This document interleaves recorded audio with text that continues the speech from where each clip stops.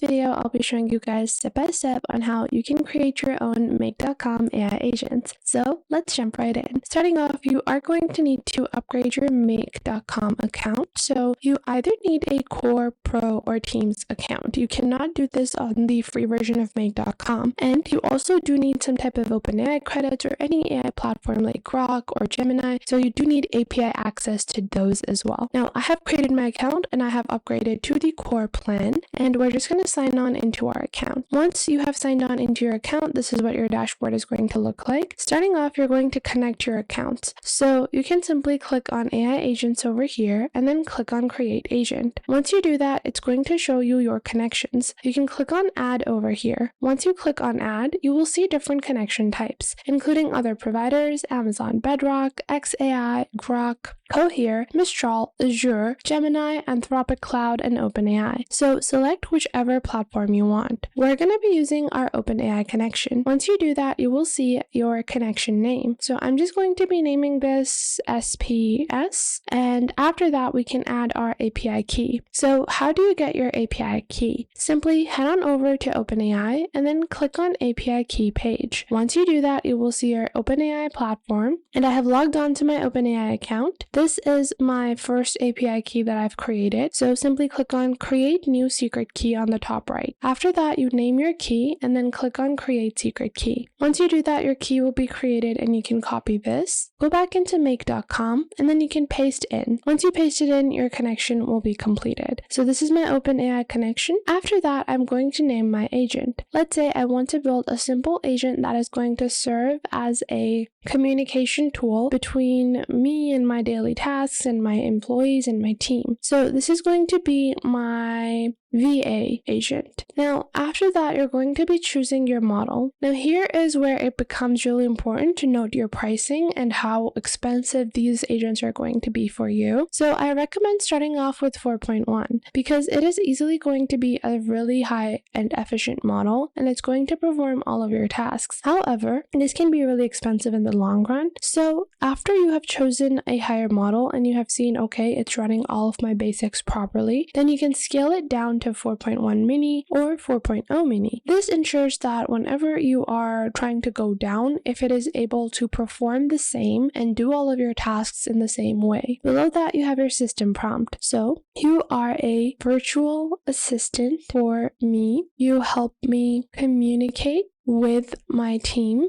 send emails, and keep me on track. Once I've put in my basic prompt, I'm just going to click on save over here. Now, once we click on save, you guys can see this is our actual builder. And on the left, we can even add our context as well as MCP servers and system tools. So to do this, first off, we're going to scroll down and add our system tools. Now, only scenarios scheduled on demand or triggered by a custom webhook are available. So you guys can see currently I have not added any of those tools, which we can, search for later on. When we build those scenarios, we would be able to connect them. On your top right, you will see feedback, documentation, and then your agent settings, as well as the steps per agent call and more. Now I'm going to write a simple command, and it's going to be, hi, I need to send a professional decline email to lilyguidesyou@gmail.com for their job offer. And just like so, it is now thinking and it is going to process my request. Now, currently, you guys can see it has created a template for me, but I'm just testing it out to see if it's working properly. Once it has, replied accurately, you're going to save your model. This is not where everything is completed. The next step is to actually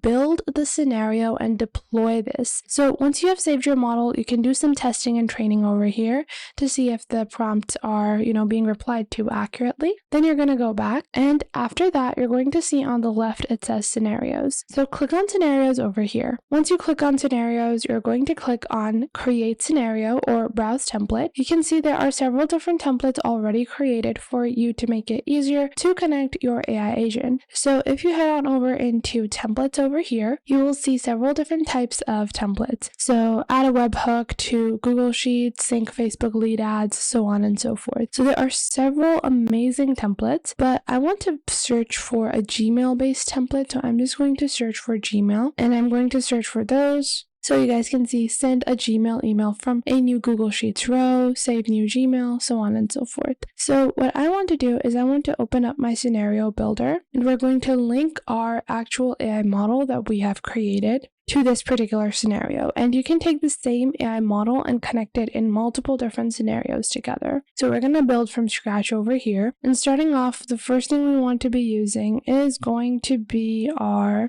AI agent. So we're going to click on our AI agent. We're going to run our AI agent over here. We're going to choose our virtual assistant agent. Once you do that, you guys can see we have the thread ID, the fields and additional tools, and continue scenario run while the agent is working, and are depreciated and will be removed. So they are now in the advanced settings, and you can use the timeout field in advanced settings to increase the agent's execution time. You can build a new agent as well, but I'm going to be using our VA agent. Now, once I do that, I'm just going to save this, and then after that, I want to run my second command. So whenever I do something with my VA, I want to link this, and I want to link this to my Gmail. And I want to directly connect and create a draft email with my virtual assistant. And I'm going to click on the top right where it says create a connection, my restricted Google connection. So I'm going to sign in with Google over here and connect to my Gmail account that I want to authorize to have access with Make.com. So I'm going to be selecting that particular account, which should have the ability to send out mails whenever I'm using my Gmail account. And then I'm just going to continue on over here. And once I have completed my connection, you guys will see my connection is now being added. And from here, I would need to,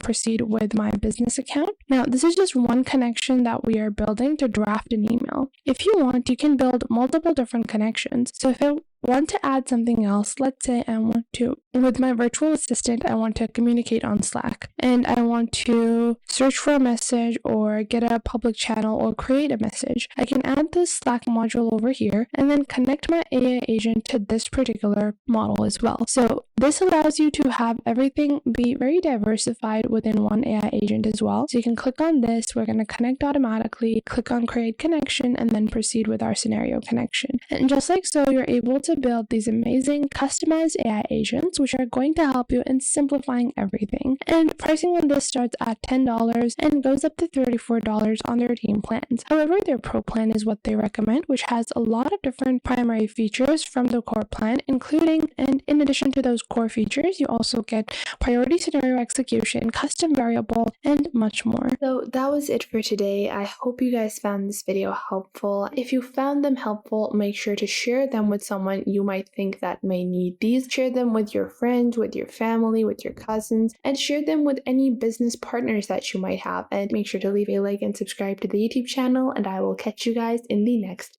video.